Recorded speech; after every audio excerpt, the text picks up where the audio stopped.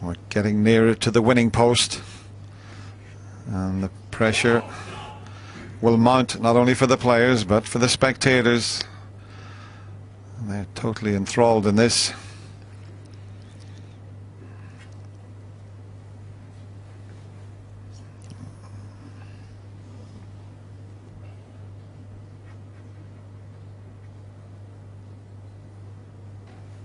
I think he's building himself up for the pot on the black.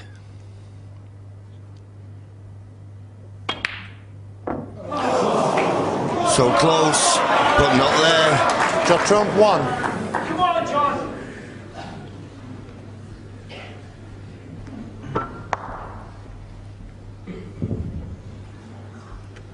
Well, he couldn't get any closer than that. Let's have another look at this.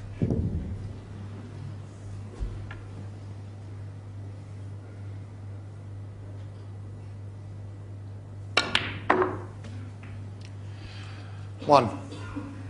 35 points behind when he started here, but I think the pink may be available in a couple of shots' time. Oh, he's underhit this. That needs to keep going. Unless the one behind the pink pots, then that definitely will clear the pink. 6. And it does.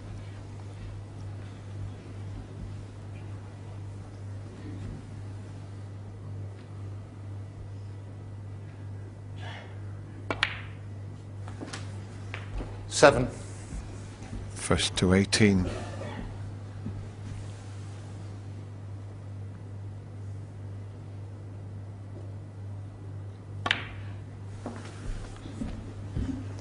Well, they're all huge Okay. frames now.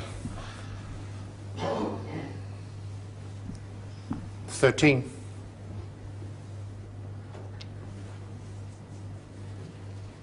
Yeah, it was funny when he fluked that red, you thought, okay, maybe the run of the balls will just change slightly, but when you get the run of the ball, you've got to take full advantage of it. 14. So, John Higgins, this is no easy task, of course, to win the frame at this visit. I'm just looking at the scoreboard now. 15 points of difference. 20. So he's going to need that awkward brown for one.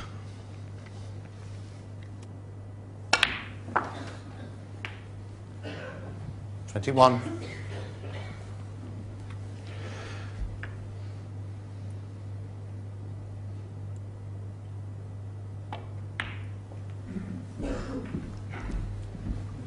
Okay. 26. There's Denise, John's wife, and Pierce, who's engrossed in this as well. He's a lovely lad, is Pierce.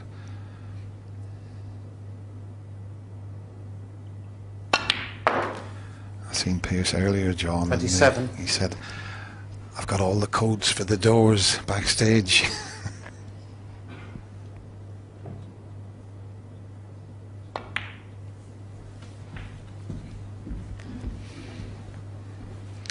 I think it was Mum that gave him the codes, 32. was it, Denise?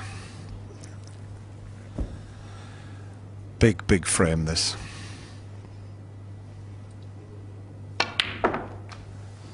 $33.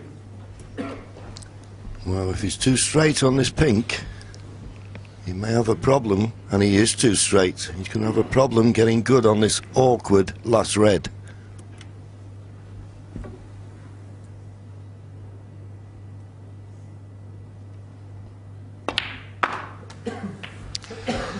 It's amazing with these superfine cloths, the angle you can create there, John. It was absolutely dead straight, as you said, and he managed to 39. get the white to move offline almost about 12 inches.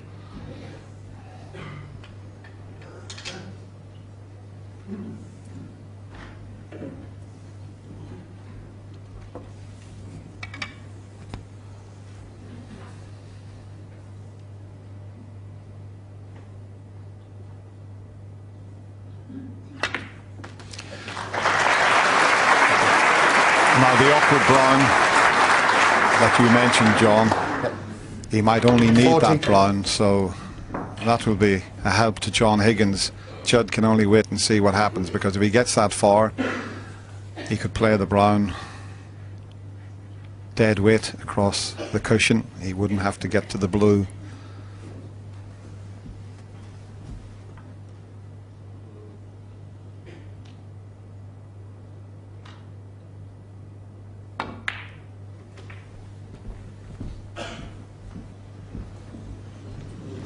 Well, he's not hit that 45. at all. 2 feet short of where he wanted to be.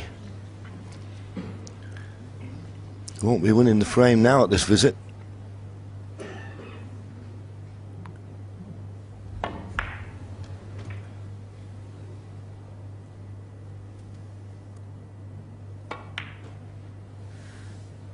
John Higgins, 45. Thank you. Might have to swerve this a touch.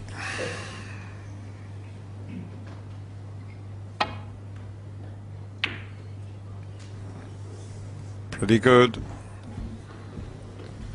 Oh, the kiss on the pink, though, has given John a chance. That last shot, Judd had to swerve it slightly.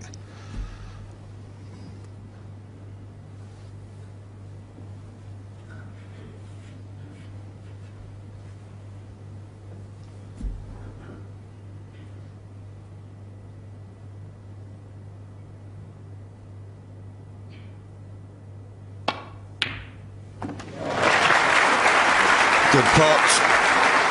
2. Just needs green and brown to leave Judd Trump needing a snooker. Now he may have the angle in potting this green to automatically run into the brown. It could be a natural cannon.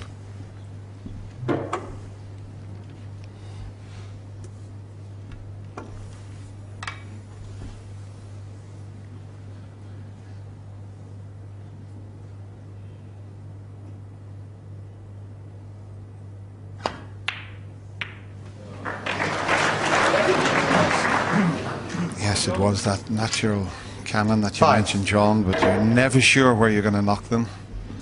And he's knocked it safe. It was a good effort.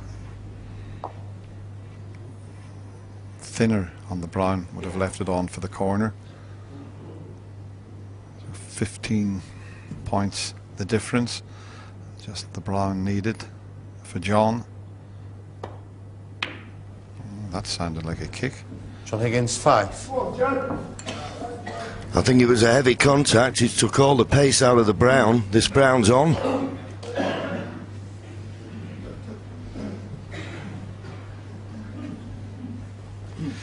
Well, if he was to cut this brown in and get on the blue, there would be an almighty roar here in the Crucible.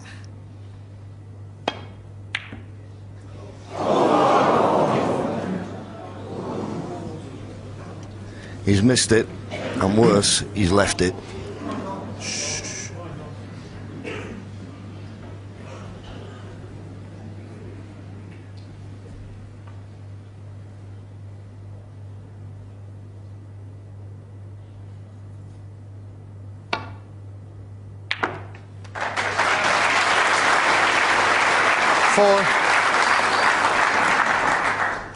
A very tense fought frame, this. Could have 9. gone either way.